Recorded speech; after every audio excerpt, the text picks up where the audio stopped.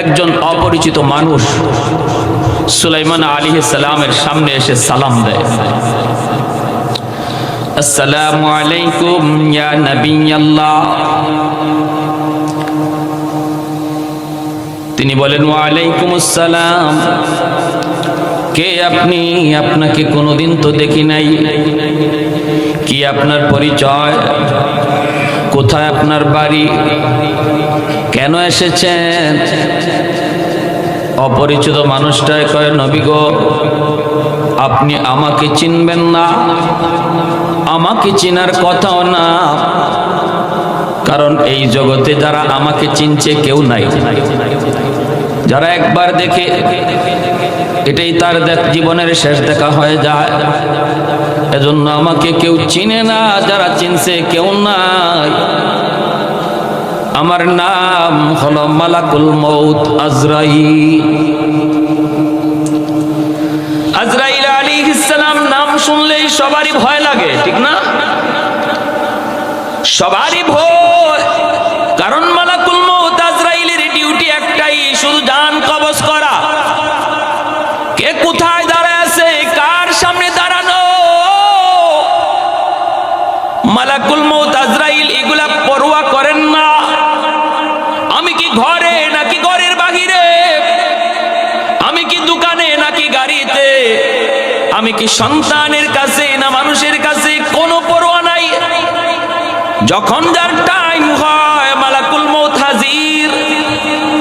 সুলাইমান আলাইহিস সালাম তিনি অবাক হয়ে গেলেন, মালাকুল মউত আজরাইল, ও ভাই আজরাইল কেন এসেছো? কই নবী গো, আমার কাম শুধু একটাই, ডিউটি আমার একটাই, শুধু জান কবজ, আমার আর কোনো ডিউটি নাই, ডিউটি নাই। আপনি প্রস্তুতি গ্রহণ করুন, আপনি এখনই তৈয়ার হয়ে যান, আপনার সময় শেষ গো নবী, আপনার জান কবজের হুকুম চলে এসেছে, আপনি এখনই প্রস্তুতি নেন। আল্লাহর পয়গম্বর সুলাইমান আলাইহিস সালাম তিনি বলতেছেন, ভাই আজরাইল একটু সময় আমাকে দিবানি? ওই যে দেখো আল্লাহর ঘর বাইতুল মুকদ্দাসের নির্মাণ কাজ চলতেছে, জিন্নাতের দ্বারা নির্মাণ কাজ করাইতেছি, এখনো আল্লাহর ঘরের কাম শেষ হয় নাই। যদি আমার ইন্তেকাল হয়ে যায় তাহলে জিন্নাতরা বাকি কাজটা করবে না, কাউকে ওরা ভয় পাবে না, ওদেরকে ভয় দেখায় দেখায় কাজ করাইতে হয়। এ ভাই আজরাইল একটু সময় চাই আল্লাহর ঘরের খাতিরে, আমার ফ্যামিলির জন্য নয়, সন্তানের জন্য নয়। আমি বলি না আমার সন্তানের চেহারাটা এক নজর দেখার সুযোগ দাও, আমি বলি না আমাকে ঘরে যাওয়ার সুযোগ দাও, আমি বলি না আমার কোনো নিজের স্বার্থের জন্য সুযোগ দাও। সুযোগ চেয়েছি শুধু আল্লাহর ঘরের জন্য, আল্লাহর ঘরের কাজ একটু সময় যদি পাই কাজটা শেষ হয়ে যাবে রে আজরাইল, আমাকে একটু সময় দেওয়া যাবে নাকি? মালাকুল মউত আজরাইল তখন বলেন, নবী গো মাপ চাই গো নবী, কাউকে সময় দেওয়ার কোনো অধিকার আল্লাহ আমি আজরাইলকে দেয় না। সময় যদি নিতে হয় মালিকের কাছে আবদার করেন, মালিকের কাছে আবদার করেন, জায়গা মতো অ্যাপ্লিকেশন করেন, আবেদন করেন। আমার কাছে আবদার করে কোনো লাভ নাই, আমি আপনাকে সময় দিতে পারবো না, সময় দেওয়ার কোনো সুযোগ নাই। ভাইরে মনে রাখবেন, মূসা আলাইহিস সালামের জমানার আগ পর্যন্ত মালাকুল মউত আজরাইল মানুষের সুরত ধরে সেই মানুষের জান নিতেন, সুরত ধরে এসে জান নিতেন। কিন্তু মূসা আলাইহিস সালামের জমানায় ঘটে গেল একটা ব্যতিক্রম ঘটনা। মূসা আলাইহিস সালামের কাছে তিনি এসেছিলেন জান কবজ করার জন্য। মূসা আলাইহিস সালাম তখন বললেন, ভাই আজরাইল তুমি যে আমার জান জান কবজ করতে এসেছো, হাত তোমাকে সাহায্য করবে না, আমার পা তোমাকে সাহায্য করবে না, আমার চোখ তোমাকে সাহায্য করবে না, কোনো অঙ্গ তোমাকে সাহায্য করবে না, কেমন করে তুমি আমার জান কবজ করবা? মালাকুল মউত আজরাইল তখন বলেন, আমি আমার মতো করে জান নিয়ে নিব, কেউ সাহায্য করুক আর না করুক, আমি জান কবজ করে নিয়ে যাব। সাথে সাথে মূসা আলাইহিস সালামের গুসা উঠে গেল, গুসা উঠে গেল। তিনি একটা চর বসায় দিলেন মালাকুল মউত আজরাইলকে, এমন একটা চর বসায় দিছেন আজরাইলের এক চোখ কানা হইয়া নিজের হাতে চলে আসছে। তাহলে বোঝা গেলেন মুসা নবী নরম নবী না গরম নবী? খালি গরম নাকি বেশি গরম? এত গরম চুল টুপি ছিদ্র হইয়া দাঁড়ায় যাইত যখন গুসা হতেন। ওনার হাতের মধ্যে কি পরিমাণ জোর, এটা ফেরাউনেও টের পাইছে, ফেরাউনের বংশের এক লোকেও টের পাইছে, শেষমেশ আজরাইলও টের পেয়ে গেছে। আজরাইল চোখ নিয়ে আল্লাহর দরবারে হাজির, ডাক দেয়া বলেন, মালিক কার দরবারে পাঠাইছো জান কবজ করার জন্য? আমার জানি তো যাওয়ার ফালা ছিল, ঠিক না? আমি কি জান আনবো, আমার জান দেওয়ার পালা ছিল, কোন রকম বাইচা আসছি। আল্লাহ পাক রব্বুল আলামিন কয়, মূসা এমনটা কেন করছো? মূসা আলাইহিস সালাম কয়, আল্লাহ আমি আজরাইলকে জিজ্ঞেস করলাম, কেউ তো সাহায্য করবে না, হাত পা চোখ কান কিছুই তোমাকে সাহায্য করবে না, কেমনে জান নিবা? তোমার আজরাইলে কয় তার যেভাবে খুশি এভাবে নিব। সে যদি বলতো আমার আল্লাহ যেভাবে চায় সেইভাবে নিব, আমার কোনো আপত্তি ছিল না, ঠিক কি না? তার তো কোনো এখতিয়ার নাই জান কবজ করার, তার তো কোনো শক্তি নাই, তার তো কোনো ক্ষমতা নাই। তাহলে এই কথা কেন বলল? বলার তো কথা ছিল আমার আল্লাহ যেভাবে চায় সেভাবে। রব্বুল আলামিন তখন মালাকুল মউত আজরাইলকে বলতেছে, হে আজরাইল, মূসা যা বলছে ঠিকই তো বলছে। ব্যস্ত তুমি লাগাইছো, ঠিক না? কথাটা এভাবে বলছো কেন? আজরাইল আলাইহিস সালাম কয়, মালিক বুঝছি আমার ভুল হয়েছে, তবে আমি এই কাম আর করতে রাজি না, আমার ডিউটি পাল্টাও। কেন? আজকে চর খাইছি, আগামীকাল কার বাড়িতে যাবো জান কবজ করার জন্য, তার বাবারে সব সন্তানে মিলে আমার দল লাগাই ফেলবো। দরজা লাগাই যদি আটকায় তাহলে বড় বিপদ, কাজটা বেশি ভালো না। আল্লাহ আমাকে অন্য কোনো ডিউটি দাও, এই ডিউটি তুমি যাকে মন চায় তাকে দাও, আমাকে আর এই ডিউটি তুমি দিও না, এটা বড় বিপজ্জনক ডিউটি। কোথায় কোন জায়গায় আমি আটকা পড়ি এটারও ভয় আছে। রব্বুল আলামিন কয়, আজরাইল থামো থামো, ডিউটি তোমারই করা লাগবে, তবে সিস্টেম পাল্টাবো। সিস্টেম কিভাবে? আর তোমাকে কেউ দেখবে না, অদৃশ্য অবস্থায় তুমি হাজির হবে, অদৃশ্য অবস্থায় তুমি জান কবজ করে নিয়ে আসবে। আজরাইল আলাইহিস সালাম কয়, মালিক গালি শুনবে কে? জানটা নেওয়ার পরে আমাকে গালাগালি করে, আজরাইলের আর কোনো কাম নাই, আমার আব্বারে নিয়ে গেল, আমার সন্তানটারে নিয়ে গেল, যা খুশি গালাগালি আমাকে করে। রব্বুল আলামিন তখন কয়, তাহলে এটারও ব্যবস্থা করতেছি, স্বাভাবিকভাবে মউত হবে না, কোনো না কোনো একটা ওজর দিয়া আমি জান কবজ করায় নিব। কারো জ্বর, মাথা ব্যথা, টাইফয়েড, স্ট্রোক, হার্ট অ্যাটাক, এরকম কোনো অসুবিধার মধ্যে অসুস্থতা দিয়া, কাউকে অ্যাক্সিডেন্টের মধ্যে ফেলাইয়া, কোনো না কোনো একটা সুরতে, কোনো না কোনো একটা উসিলায় তারে অসুস্থ বানায়া আমি আল্লাহ আমার দরবারে নিয়ে আসবো, তুমি শুধু জানটা নিয়ে আসবা। কেউ বলবে না আজরাইল নিয়ে গেছে, কইব কেমনে মরছে, কই গাড়ি অ্যাক্সিডেন্টে মারা গেছে, কেমনে মরছে, স্ট্রোক করে মারা গেছে, আর তোমাকে কেউ দোষারোপ করবে না। আজরাইল আলাইহিস সালাম তখন ডিউটি হাতে নিলেন। ভাইরা বন্ধুরা, সুলাইমান আলাইহিস সালামের জমানায় তিনি তো মানুষের সুরত ধরে জান কবজ করতে এসেছেন। আল্লাহর পয়গম্বর অনুমতি চান, কিন্তু তিনি তো অনুমতি দেন না। আল্লাহর কাছে আপনি আপনি সময় চান। আল্লাহর কাছে সময় চাইলেন, ডাক দিয়ে বলেন, মালিক আমি তোমার ঘরের খাতিরে অল্প কিছু টাইম চাই। আল্লাহ যদি আমার এই মুহূর্তে জান কবজ হয়ে যায়, জিন্নাতগুলি তোমার ঘরের কাম তারা করবে না, অসমাপ্ত কাজ হয়ে যাবে। আল্লাহ আমাকে একটু সময় দেওয়া যায় কিনা? রব্বুল আলামিন কয়, এ সুলাইমান, না না, যার যখন টাইম হয়ে যায়, ইযা জাআ আজালুহুম লা ইস্তাখিরুনা সাআতাও ওয়া লা ইস্তাকদিমুন। যার যখন টাইম হয়ে যাবে, বিন্দু পরিমাণ এদিক সেদিক করা হবে না। টাইম হয়ে গেছে, তুমি রেডি হয়ে যাও।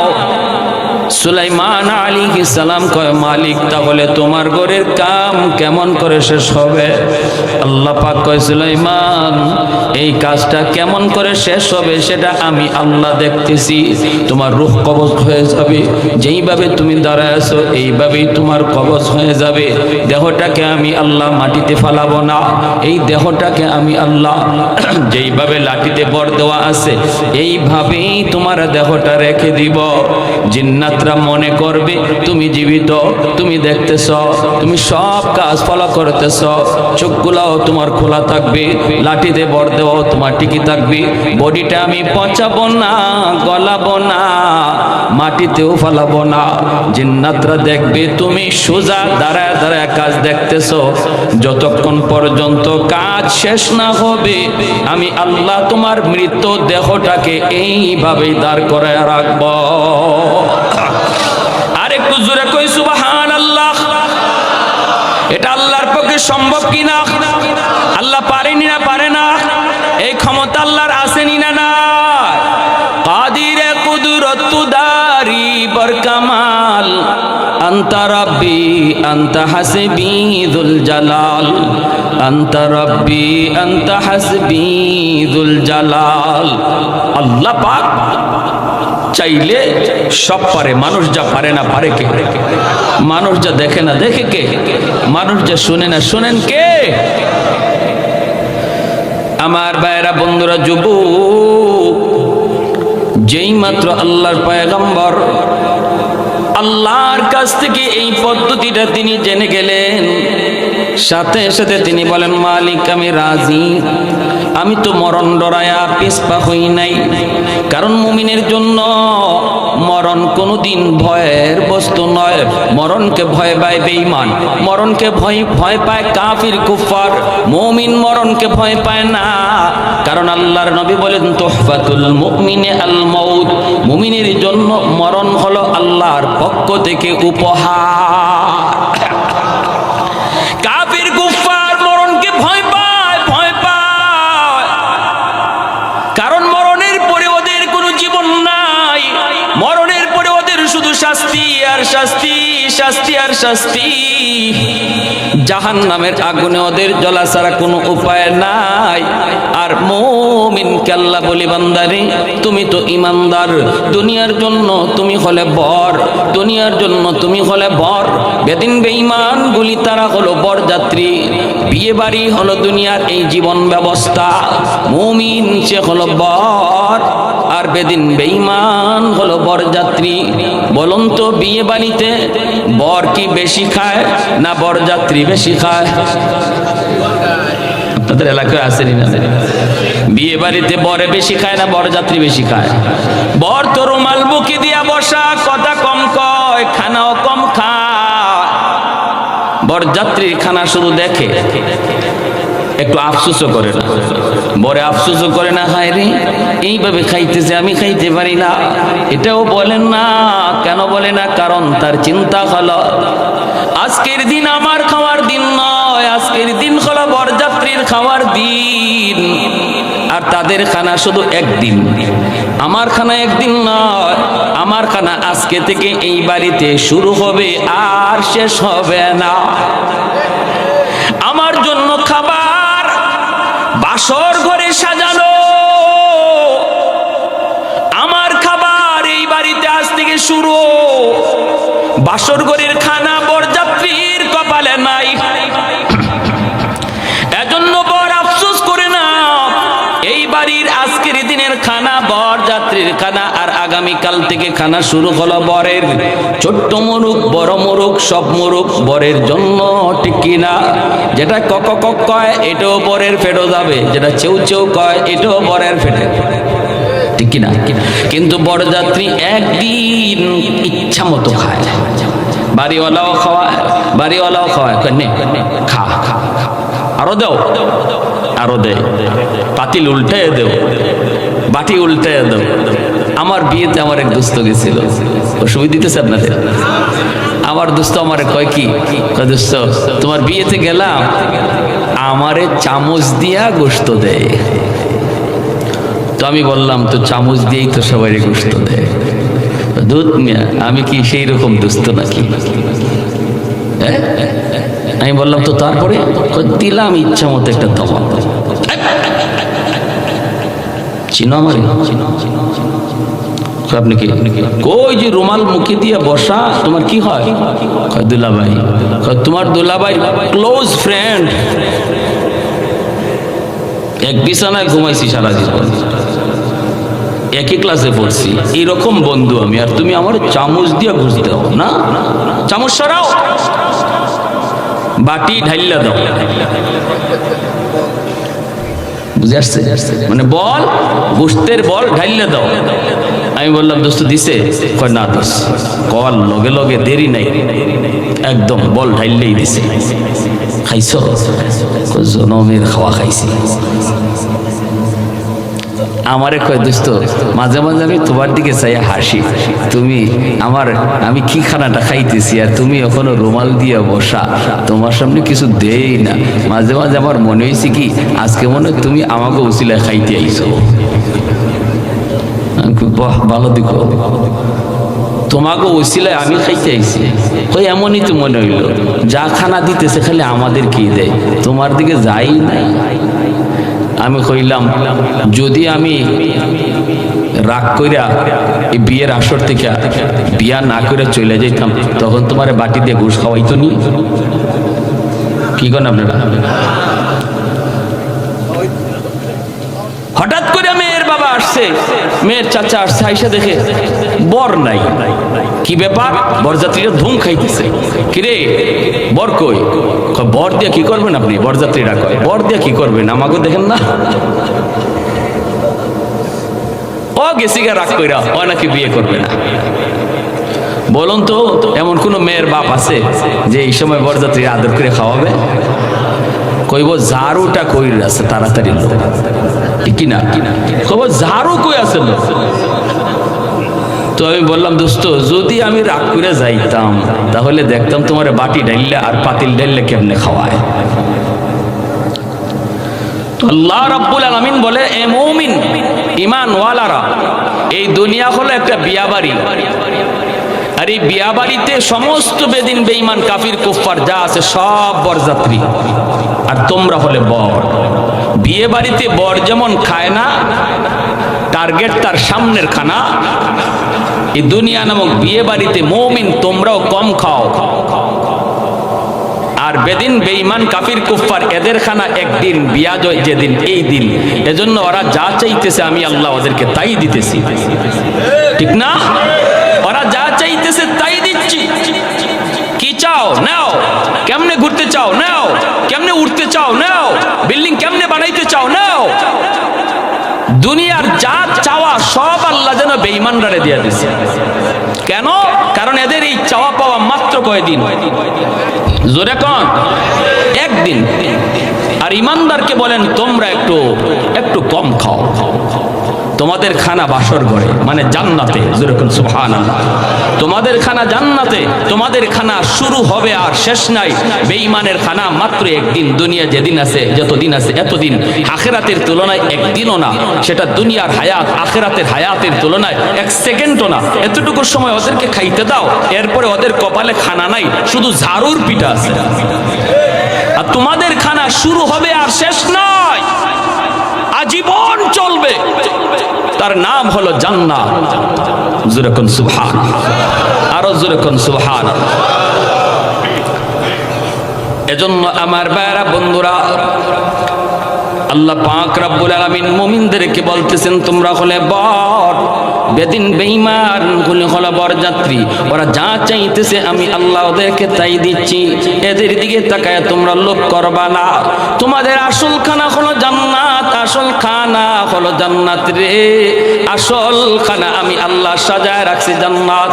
সুলাইমান আলাইহিস সালাম তিনি বারবার বলতেছেন মালিক আমি তো এই দুনিয়াতে থাকতে চাইতেছি নিজের জন্য নয়, নিজের ফ্যামিলির জন্য নয়, নিজের পরিবারের জন্য নয়, আল্লাহ আমি তো চাই তোমার সাথে সাক্ষাৎ, তোমার সাথে সাক্ষাৎ। এরপরও একটু সময় চাইলাম শুধু তোমার ঘরের খাতিরে। আল্লাহ তোমার ঘর বাইতুল মুকাদ্দাসের নির্মাণ কাজ আর মাত্র 1 ভাগ বাকি, এই 1 ভাগ কাজ যদি সমাধা হয়ে যায় তাহলে আর কোনো আমার টেনশন নাই। তুমি যখন কাজের জিম্মাদারি নিয়েছো তাহলে আমি সুলাইমানের মরতেও এখন কোনো অসুবিধা না। আরেকটু জোরে সুবহানাল্লাহ। আল্লাহ পাক রব্বুল আলামিন সুলাইমান আলাইহিস সালামকে ওইভাবেই লাঠিতে দাঁড় করায়া তিনি রাখলেন রে যুবক। জান কবজ হয়ে গেল, আল্লাহর পয়গম্বর দাঁড়ায় আছেন, চোখটা দিয়ে তিনি তাকায় আছেন, বডিটা এইভাবেই দাঁড়ানো। বলুন তো তিনি জীবিত নাকি মৃত? মৃত। ওই অবস্থায় জিন্নাতগুলি তাকায় তাকায় দেখতেছেন নবী তাকায় রইছেন, এমন ভাবে তাকায় রইছেন পলক ফিরায় না। জিন্নাতের সরদারে কই কিরি নবী এইভাবে তাকায় রইছে, মনে হয় ডিউটির বড় চাপ পড়ছে, ডাইনে বামে তাকাবি না, দ্রুত কাম কর। সন্ধ্যা হয়ে গেছে, নবী রেস্টে যায় না। জিন্নাতগুলি সরদারকে কয় সরদার কি ব্যাপার, নবী তো রেস্টেও যায় না, আজকে ঘটনা কি? সরদার কয় মনে হয় আল্লাহর ওয়ার্ডার, খুব তাড়াতাড়ি কাম শেষ করা লাগবে, রাত দিন কাম করো। জিন্নাতরাও রাত দিন কাম করে, নবীও যায় না, তিনিও তো দাঁড়ায় আছে রে যুবক। এমন ভাবে দাঁড়ায় দাঁড়ায় দেখতেছে, আল্লাহর নবী দেখতেছেন, ওই দিকে দেখা যায় জিন্নাতরাও কাম করে। দীর্ঘ 1 বৎসর চলে গেল, জিন্নাতরা তাদের কাম শেষ করলো, আল্লাহর ঘরের কাম শেষ হলো। তাকায়া দেখে নবীর দেহটাও মাটিতে পড়ে গেল। দৌড়ায় জিন্নাতেরা কাছে আয়, বডির মধ্যে হাত লাগায় জিন্নাত একজন আরেকজনের দিকে চেহারার দিকে তাকায় আর বলতেছে দোস্তু। বডির কন্ডিশনে কয় নবী এখন মরে নাই, বহু আগে মারা গেছে। ওই যে দেখো যেই লাঠি দিয়ে তিনি হেলান দেওয়া ছিল, লাঠিটা দেখা যায় গুন পোকায় খেয়ে ফেলছে, অনেক জায়গা গুন পোকা খেয়ে ফেলছে। তাহলে বোঝা গেল ইনি আজকে মারা যায় নাই, কবে মারা গেল তোমরা একটু তালাশ করো রে। সাথে সাথে তারা একটা ভালো লাঠির মধ্যে একটা গুন পোকা লাগায় দিল। এই পোকাটায় লাঠিটা একদিনে যদ্দুর পরিমাণ খায় এই হিসাব করে জিন্নাতরা বের করেছে নবী আরো 1 বৎসর আগে ইন্তেকাল করেছে। আল্লাহু আকবার। ভাইয়ের জন্য বলতেছিলাম কার মরণ কখন কেউ জানে না, কেউ জানে না। আমার মরণ কখন কেউ জানে না রে যুবক। যৌবনে কত যুবক কবরে চলে গেল, বাবার আগে কত সন্তান আপনাদের এলাকাতেও হয়তো কবরে গেছে, দাদার আগে কত নাতি চলে গেল। এজন্য আমার আপনার যেই সকল মুর্দেগান কবরে শায়িত, বিশেষ করে যাদের বাপ মা কবরে শায়িত, আল্লাহ পাক রব্বুল আলামিন বলে আনিশকুরলি ওয়ালি ওয়ালিদাইক, আমি আল্লাহর শুকরিয়া আদায় করো, সাথে সাথে বাপ মার শুকরিয়া আদায় করো। কারণ আমি আল্লাহ হলাম খালিক, আমি হলাম মালিক, এজন্য আমার শুকরিয়া আদায় করো। দুনিয়ায় পাঠানোর মাধ্যম বানাইছি তোমাদের মা, মাধ্যম বানাইছি তোমাদের বাবা, এজন্য বাপ মার শুকরিয়া আদায় করো। যাদের বাপ মা কবরে চলে গেছে করব কি, আমলগুলা করব কি? বনু তামিম গোত্রের একজন যুবক আমার নবী নবীর সামনে হাজির হলো একটা প্রশ্ন নিয়া। প্রশ্নটা হলো, ইয়া রাসূলুল্লাহ, ওগো নবীজি, আমি যখন ছোট্ট ছিলাম, একমাত্র বাপ মার সন্তান, আমার কোনো ভাই নাই, কোনো বোন নাই, আমি ছোট্ট, বাবা কষ্ট করে করে সংসার চালাইছেন, কোন রকম বাবা ইনকাম করে করে সংসার চালাইছেন, কষ্ট করে করে চলেছি, কোনোদিন এক বেলা খাইছি, কোনোদিন খাই নাই। ঈদের দিনে আমার আব্বা আম্মা আমাকে নতুন কাপড় কিনে দিতে পারে নাই, আমাকে যদি দিছে বাবা নতুন কাপড় কিনতে পারে নাই। বাবা সিরা লঙ্গি পইরা ঈদগাহে গেছে, আমাকে কোন রকম একটা নতুন কাপড় কিনে দিছে। ওগো আল্লাহর নবী, আমি দেখেছি কি কষ্ট আমার মা করেছেন, আব্বা করেছেন। আজ আমার মা, আজ আমার বাবা অন্ধকার কবরে শায়িত। আল্লাহ আমাকে ধন দিয়েছে, দৌলত দিয়েছে, সম্পদ দিয়েছে। আজকে আমার কোনো সম্পদের অভাব নাই, কোটি কোটি টাকার মালিক, চতুর্দিকে আমার ব্যবসা বাণিজ্য। আজ যদি আমার মা, আমার বাবা দুনিয়ায় জীবিত থাকতেন, আমি যেভাবে খুশি সেইভাবে মার খেদমত করতে পারতাম গো, বাবার খেদমত করতে পারতাম। কিন্তু মায়ের নবী গো, এই কথা যখন আমার মনে হয়, আমার কলিজা ফেটে যায়। হায় রে, আমার আব্বা সিরা লঙ্গি পরে ঈদের নামাজে গেছেন। আজ যদি বাবা থাকতেন, বাবাকে 1000 টাকা দিয়ে লঙ্গি কিনে দিতে পারতাম, আমার মাকে 1000 টাকা দিয়া শাড়ি কিনে দিতে পারতাম। আল্লাহ আমাকে তৌফিক দিয়েছে, কিন্তু সুযোগ দেয় নাই। ওগো নবীজি, সুযোগ দেয় নাই। আমার মা, আমার বাবা তো আজ কবরে শায়িত গো নবী। এই টাকা দিয়ে কোন আমি কার খেদমত করব? কারে আমি কাপড় কিনে দিব? কারে আমি লুঙ্গি কিনে দিব? কারে শাড়ি কিনে দিব? এই টাকা দিয়ে আমি কার খেদমত করব? আমার কষ্ট হয়, রাতে ঘুমাইতে পারি না। আমাদের মধ্যে এমন সন্তান বহু পাওয়া যাবে, এক সময় ছোট্টবেলা খুব গরিব ছিলাম, বাবা মা কষ্ট করেছে, কিন্তু সন্তানকে আল্লাহ আজকে অর্থ দিয়েছে, সম্পদ দিয়েছে, কিন্তু বাপ মার খেদমত করার সুযোগ নাই। আমার ভাইয়েরা, বন্ধুরা, যুবক আল্লাহ নবীর কাছে ডাক দিয়া কয়, ইয়া রাসূলুল্লাহ, ওগো নবীজি, আমি আপনার কাছে জানতে চাই গো নবী, কবরে থাকার পরেও আমার বাপ মার সেবা করা যাবে কিনা, আমার বাপ মার খেদমত করা যাবে কিনা, আমার কবরে শুয়ে থাকা আব্বা আম্মার খেদমত করার সুযোগ আমার আছে কিনা। আল্লাহর নবী যুবককে সান্ত্বনা দিতেছেন। নবী তারা মাথায় হাত বোলায় বলতেছেন, রে যুবক, শান্ত হও, আর কেঁদো না, চোখের পানি ঝরায় না। আমি নবী তো জন্মের আগেই বাবা পাই নাই, কিছু বুঝ হওয়ার পর মাও হারাইছি। আমি নবী ও মার খেদমত পারি নাই, বাবার খেদমত করতে পারি নাই। রে যুবক, আমি এতিম, তুমি তো বাপ মা পাইছো, আমি তো পাই নাই। এরে যুবক, 5টা আমল যদি তুমি করো, কবরে শুয়া শুয়া তোমার বাপ মা তোমার খেদমত পাইতে থাকবে। আর একটু জোরে বলেন কয়টা আমল? একটু জোরে বলেন কয়টা আমল? এটা আমার নবীর হাদিস। কার হাদিস? আমার নবীর হাদিস।